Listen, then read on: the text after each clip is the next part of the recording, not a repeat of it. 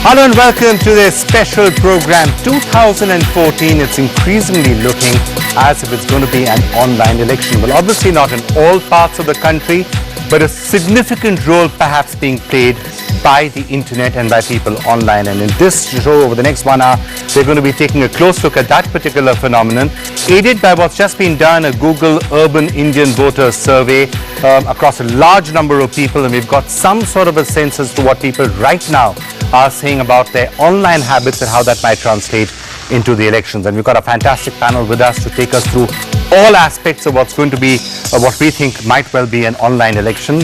Starting with Rajan Anandan, the MD of Google India, people behind the survey that was done. Rajan, always a pleasure to have you with us. Thank you so much. Jasmine Sorabji is the CEO India and Southeast Asia of Omnicom Media Group. So pleasure to have you with us.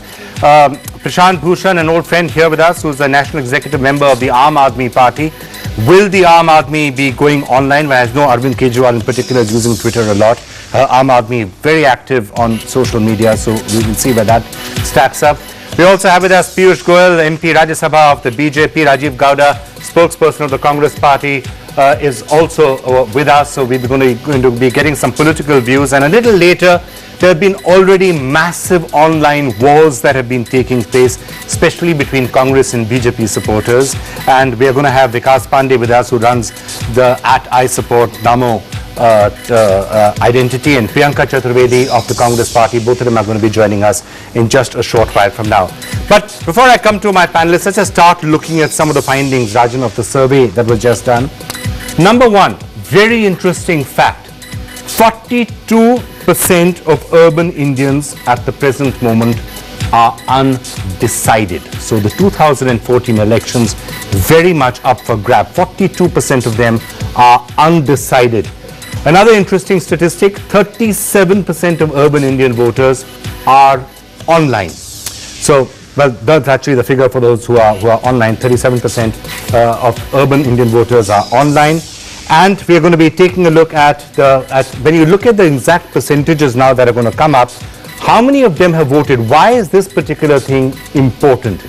85% of online urban Indians have voted previously, and maybe Rajan, you can take us through some of this. As they're getting older, just about all of them have actually voted, which was stand to reason. Somebody 50 has had that many elections to vote. But this could be one of the important findings in this. So we are finding that figure, a lot of them are still undecided.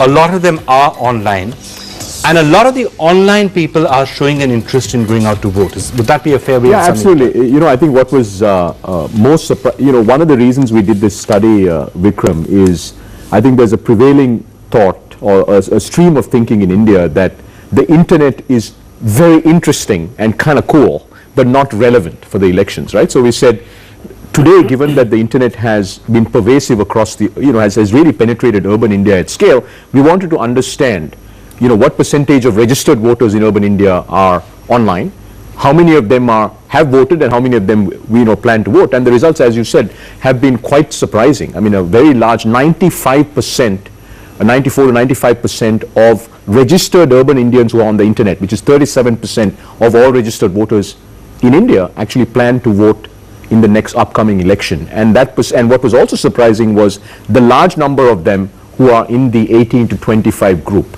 So one of the myths which has been young urban India will not vote appears not to be the case. So we are going to see large numbers of them. That myth is of course set in history. There's a certain perception that look, the chattering classes or the Googling classes or the tweeting classes, you can call them by whatever name you want to, these people may have a major role in building up opinion. They create a lot of racket, they create a lot of noise, but at the end of the day, they don't go out to vote. So how confident should we be about that figure that 95% of them actually are intending to go and vote? Yeah, I think the fact that 84% of them have voted in the past is a good indicator of what is likely to happen, right? If you go back to 2009, there were about 65 to 70 million internet users.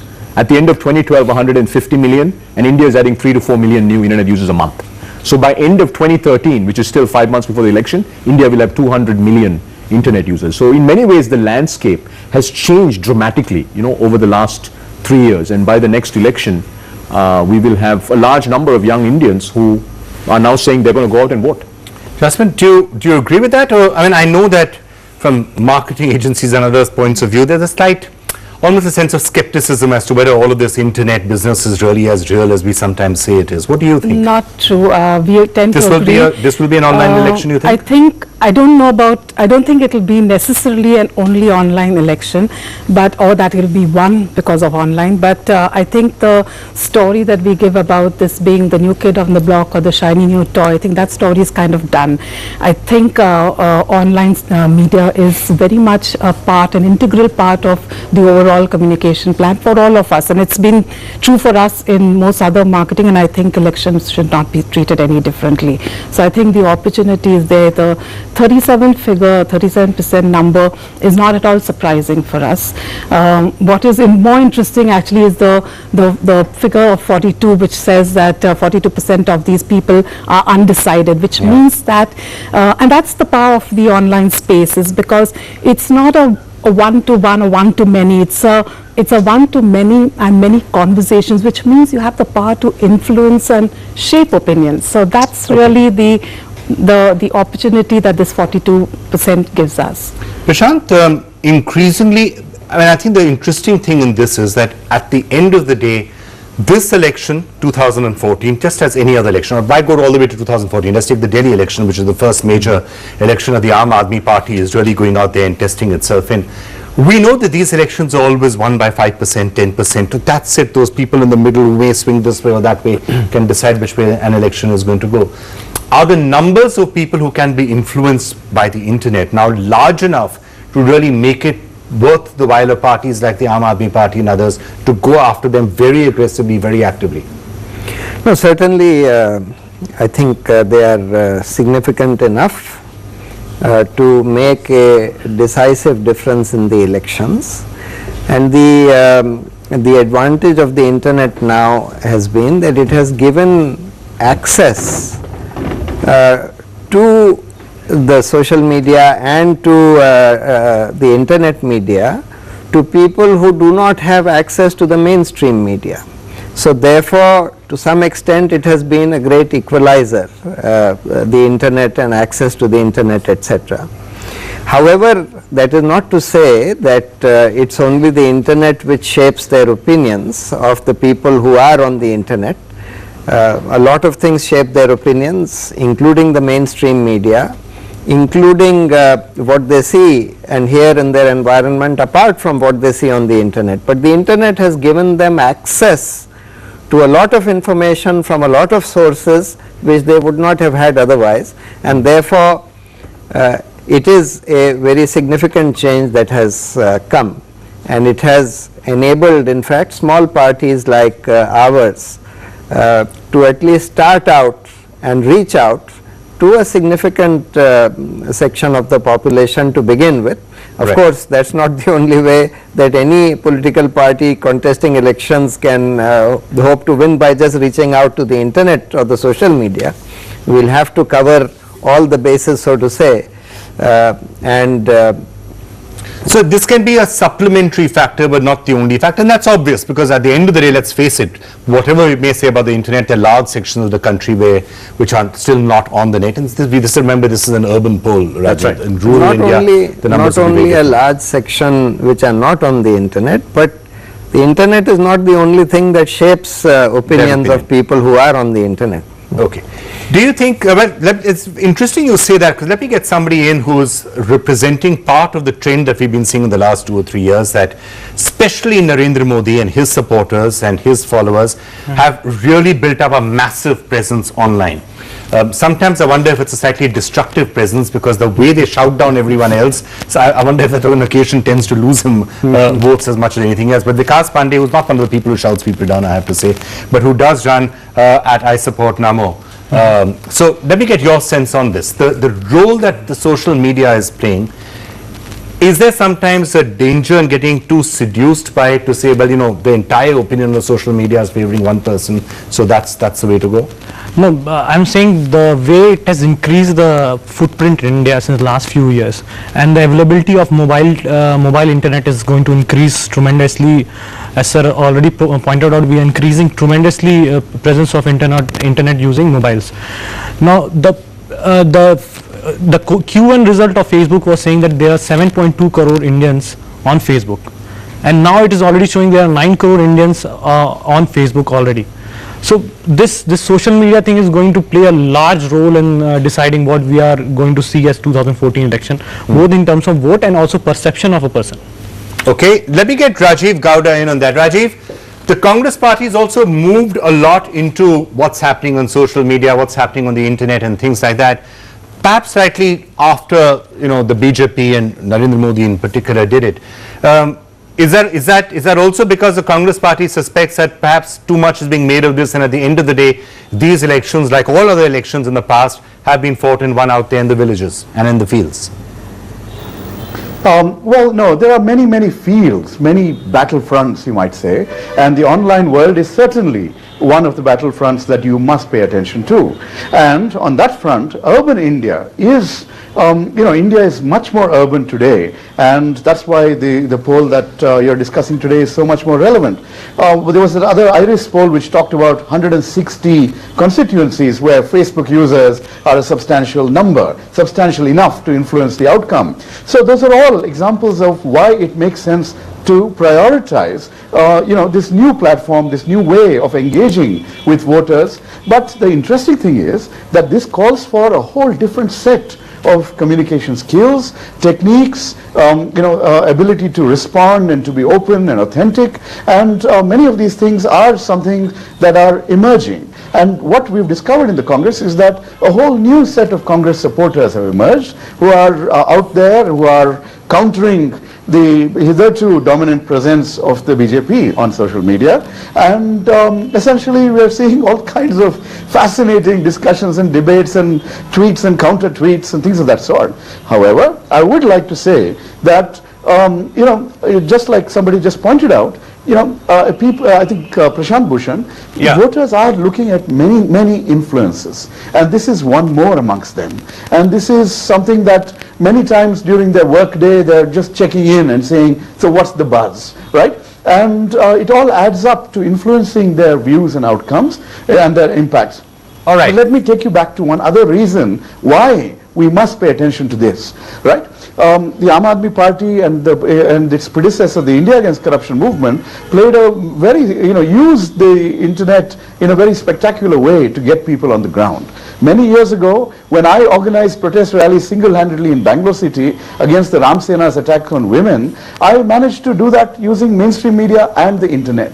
So basically, these media have the potential to not just think about people and voting, but to get them on the streets. All right, fair enough. It helps in organizing people. Every party has to pay attention to. Yeah. All right, fair enough. It helps to organize people. It's a completely different way of doing things. And by the way, it's a completely different way of doing programs like this as well. So remember, if you have a particular question that you want us to put the panel, do log on to second screen, which is on the NDTV app. So open the NDTV app, tap on second screen, rate the questions out there, and we will put them to the panel over the course of the next 1 hour. So internet means being completely accessible and completely democratic and things like this. So in fact, let me take the top rated question right now. It says, how important is it to be online? How important is it for a politician to be online? I guess the answer for all of you is very important. Extremely. No, I think it's important to be online, but you see, we must make a distinction between, for example, let's take this this whole phenomenon of Narendra Modi's footprint on the internet or on the social media. You see, there are, as was pointed out by Rajan, about 37% of urban voters have access to the internet. Now let us see how many of them are sort of Facebook supporters of Mr. Narendra Modi. It will not even translate to 3% or 4% of the total people who have access to internet. If you see the number of people who are writing comments in support of Mr. Narendra Modi on the internet, etc., that would not even translate to 0.1% of the people who are on the internet. Therefore, to judge the ability or the capacity of people to swing votes to them on the internet from the kind of support that they seem to have on Facebook, etc., it would be quite misleading. As you would expect, Vikas is shaking his head very violently. No, the thing is, sir, I would like to correct you in this. I don't know where you came from, 1%, 0.1%, but for example, I will give you the technicalities of it. We have a page of 5 lakh people. The reach is so much, it reaches within a week, it reaches to 50 lakh unique people. Okay, so you cannot underestimate the reach of Facebook as well as Mr. Narendra Modi. No, I am so not coming up with a underestimating. percentage, hypothetical figure of 0.1 and 0.3 is not good, sir. I am saying that we must not overestimate the kind of influence that the social media can have even on the opinions of internet users. That still has a small, see, internet users have access to all kinds of information. They have all kinds of information flowing to them, and they can access everything. Okay, don't overestimate the impact that social media would have on their eventual voting decision. Let me just get both of you, and perhaps you can help us with some global examples. Yeah, so I think somebody, for example, who's really doing very well on social media and on Twitter, on Google and Facebook and all of that, does that person tend to have an edge in elections? What's been the global? I mean, Obama was obviously one case where it did happen, but that's... Yeah, I think, so before we get to that, Vikram, I think it's important, as part of the research, right, one of the things we found through the research was that over 55% of these urban voters who are on the internet want to see significant more information, want to see a lot more information, right? And the type of information they want to see is actually, less about tweets and shares and so on, but they actually fall into 3 categories, right? The first category is information about local issues that matter to them. I mean, at the end of the day, they're in a constituency, they want to know more about local issues and what are the positions that parties and local politicians are taking. The second one is about what was the achievement on commitments that were made. They were saying, okay, 4 years ago, there were 3 or 4 and just to interrupt, commitments that's that were what we made. have on the screen right now, that 45% of people who are there in this survey said that they would like more information. They want to see more information, right? And then finally, simple things like, what is the manifesto of the party? What does a certain political leader stand for? And I think where we are in India today is there's a lot of interest, there's massive amounts of engagement, as we've talked about. But the reality is, there's very little of the kind of information that will make the 42% undecided voters decide. And if you go looking for, partly is the engagement and the reply and the banter with people, but partly it's also just getting information. What is your manifesto?